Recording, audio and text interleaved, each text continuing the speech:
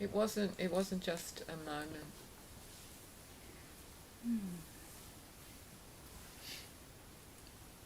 It was just the culmination of a whole life. Years of practice, years of doing what you're doing here. And what happened, I mean, it was so amazing at the time, but now I really hardly remember it. And that's what's so amazing about this state.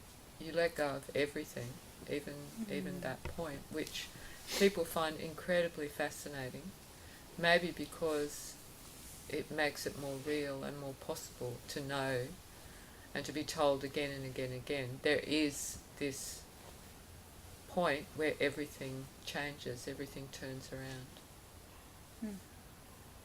For me, as I said, as it was happening, I've said it a lot of times before, it was like a fairy tale come true. That was the feeling. It was like, how can this really be happening? And I remember as a child sometimes there'd be fairy tales or things like Santa Claus and the Easter Bunny, and sometimes I'd pretend they were true for a while, and then suddenly I'd realise, it's not really true. Well, this was the other way around. It was like the fairy tale was true. And what I saw as reality became incredibly unreal.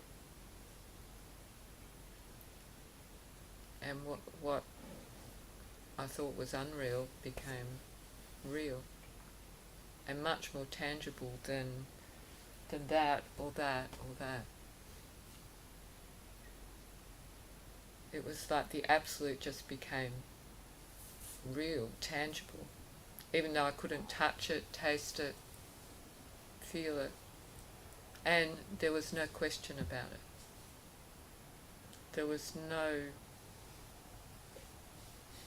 no question in me, is this it? It was just completely obvious. And then all my questions went.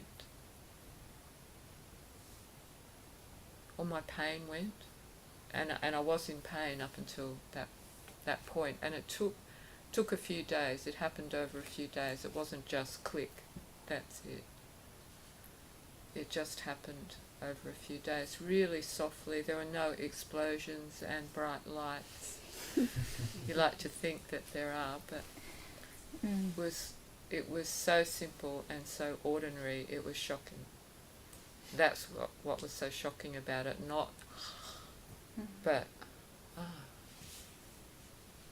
and there was just such beauty and such simplicity, such gratitude, such love, everything. But it wasn't projective at all. It was just incredibly soft and incredibly ordinary and incredibly natural, as though everything in the universe just clicked into place. All my life made complete sense, everything that had happened. All the seemingly bad bits and good bits, and why I did this and why I did that. There was no question about that anymore.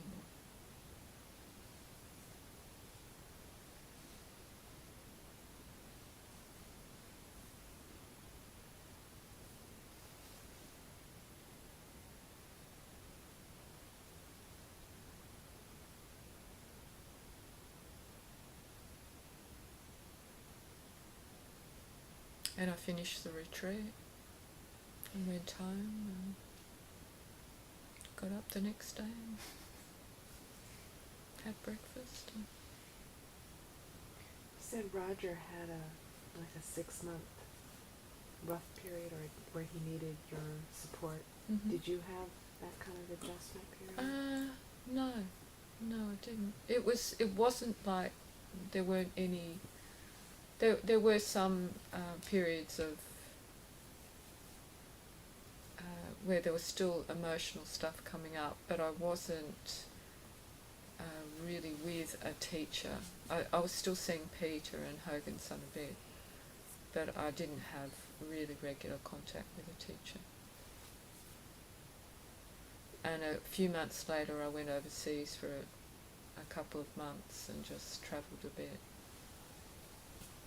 And it was while I was overseas, I was in France, and I just felt, and this was the first time I'd felt it, I'd like to teach.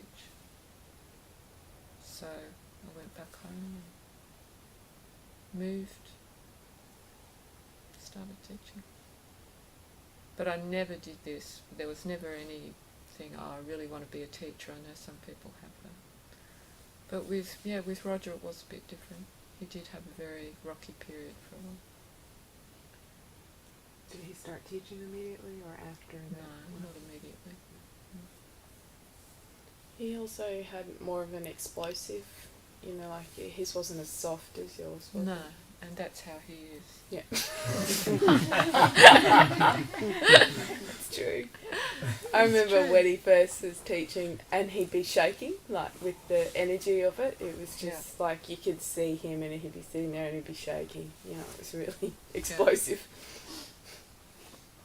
When you say it was, I don't know if you said what the word you used was, but gradual over several days within that, it was still something that you recognized in a moment.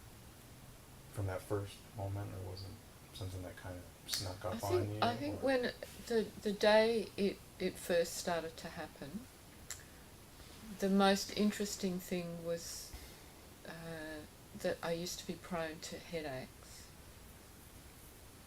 And that's why I stopped drinking caffeine and all that sort of stuff for years, because I just couldn't, my head just couldn't handle it.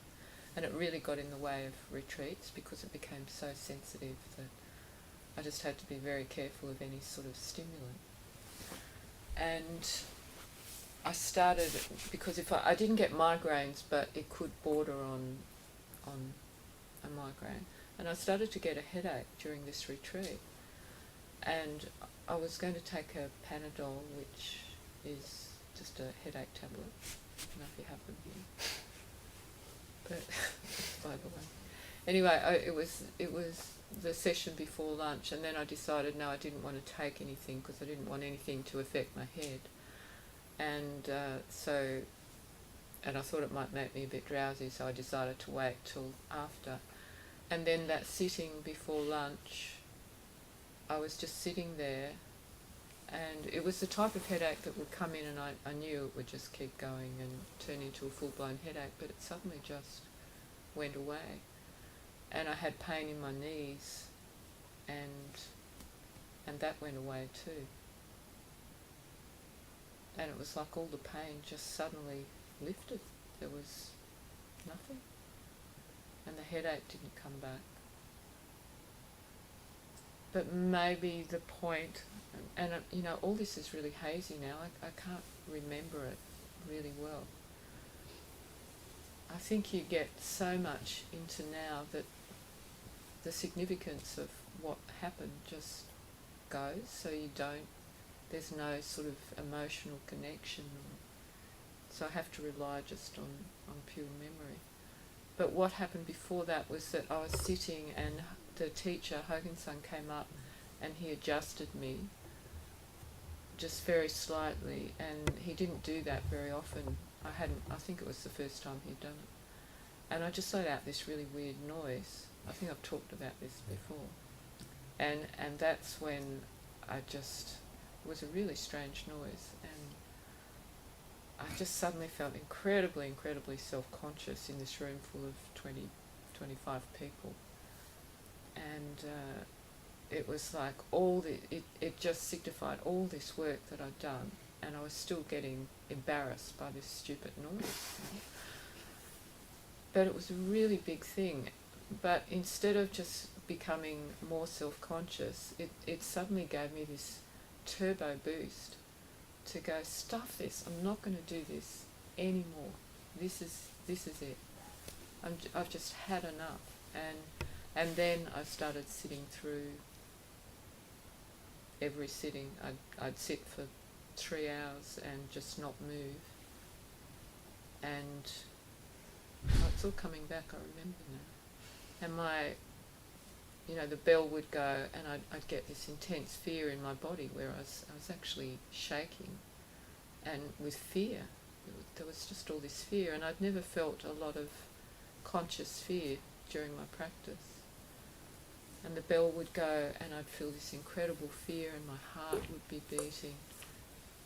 And then they'd have the walking, and I'd sit through that, and then the bell would go again, and then I'd sit through the next one, and as soon as every time the bell went, I'd start shaking. But eventually that died down. And then the pain just went. Everything just went. And it never came back how it was before. Occasionally I'll still get pain a bit now, but it's not the same. It's just a bit of niggling pain. And I've had pain a bit, but it's like it's not really affecting me. It's almost like it's in someone else's body.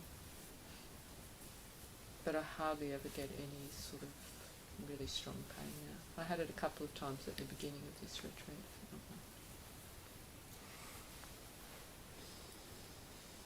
And the mind went with the pain to some extent, or the relationship to it.